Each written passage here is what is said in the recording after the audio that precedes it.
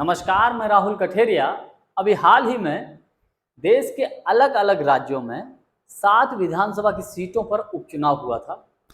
इस उपचुनाव का जो परिणाम है वो कल आया था और परिणाम ये रहा कि 7 में से 3 सीटों पर बीजेपी जीत गई और 4 सीटों पर इंडिया गठबंधन की पार्टियां जीत गई। तो हम ये विश्लेषण करने की कोशिश करते हैं कि इस उपचुनाव से बीजेपी को कितना फायदा हुआ या इंडिया गठबंधन को इसका कितना लाभ मिला। तो शुरुआत करते हैं भाजपा से। भाजपा जिन 3 सीटों पर जीती है उनमें 2 सीटें त्रिपुरा में आती हैं, जो कि वहां पर त्रिपुरा में भारतीय जनता पार्टी की सरकार है मौजूदा हालत में, और 1 सीट उत्तराखंड में जीती है बीजेपी, वहां भी बीजेपी की सरकार है। और हम लोग एक बात बखूबी जानते हैं, जहां पर राज्य में अगर किसी पार्टी की सरकार है तो सरकार की पूरी मशीनरी, शासन और प्रशासन सत्तारूढ़ दल को जिताने की भरपूर कोशिश करता है। तो उसी के मद्देनजर देखते हुए भारतीय जनता पार्टी को, बीजेपी को त्रिपुरा और उत्तराखंड में उसका लाभ मिला और 3 सीटें जीतने में बीजेपी कामयाब रही। अब बात करते हैं 4 सीटों की। 4 सीटों में 1 सीट उत्तर प्रदेश में घोसी विधानसभा थी, जिसमें इंडिया गठबंधन की तरफ से समाजवादी पार्टी के प्रत्याशी थे। समाजवादी पार्टी के प्रत्याशी लगभग 40,000 से अधिक वोटों से जीते। लेकिन विशेष बात यह थी कि घोसी विधानसभा के उपचुनाव में यहां पर जीता तो प्रत्याशी समाजवादी पार्टी का, इंडिया गठबंधन का, लेकिन उत्तर प्रदेश में भारतीय जनता पार्टी की सरकार है। जबकि हम सभी जानते हैं कि जिस पार्टी की प्रदेश में सरकार होती है, पूरा सरकारी मशीनरी वहां अपने पार्टी के प्रत्याशी को जिताने में पूरे ताकत लगा देती है। वही उत्तर प्रदेश की घोसी की विधानसभा के चुनाव में हुआ।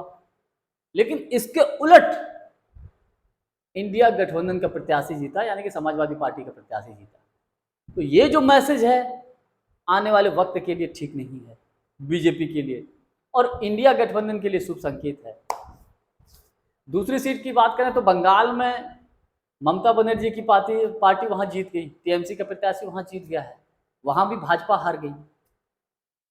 तीसरी सीट की बात करें तो झारखंड में जेएमएम हेमंत सोरेन जी की पार्टी का प्रत्याशी जीत गया, वहां भी भाजपा हार गई।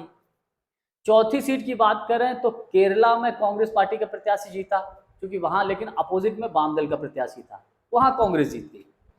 तो अगर बात करें 7 सीटों का विश्लेषण करें तो 3 सीटों पर तो भाजपा जीती है, लेकिन 4 सीटों पर तो इंडिया गठबंधन के प्रत्याशी जीते हैं।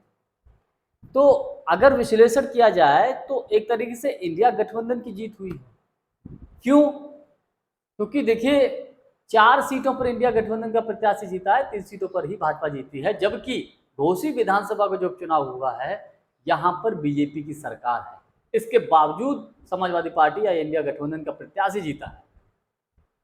2024 के चुनाव के मद्देनजर उत्तर प्रदेश बहुत महत्वपूर्ण भूमिका निभाता है, और ये कहा जाता है कि दिल्ली का रास्ता उत्तर प्रदेश से होकर गुजरता है।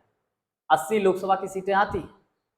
तो अगर घोसी उपचुनाव 2024 का पहले का सेमीफाइनल अगर मान लिया जाए, थोड़ा सा इसका झलक मान लिया जाए, तो ये बहुत कुछ कहानी बयां कर देता है। क्योंकि घोसी के उपचुनाव में पूरा का पूरा सरकारी मशीनरी लग गई, उप मुख्यमंत्री सारे उत्तर प्रदेश सरकार के मंत्री लग गए थे समाजवादी पार्टी के प्रत्याशी को हराने में, इंडिया गठबंधन के प्रत्याशी को हराने में और बीजेपी के प्रत्याशी को जिताने में। लेकिन इसके बावजूद इंडिया गठबंधन या समाजवादी पार्टी का प्रत्याशी जीत गया है घोसी के उपचुनाव में। तो 2024 के चुनाव के मद्देनजर ये बहुत बड़ा खतरे की घंटी है। आज के लिए बस इतना ही। वीडियो को लाइक, शेयर और चैनल को सब्सक्राइब जरूर कर दीजिएगा। बहुत बहुत धन्यवाद। नमस्कार।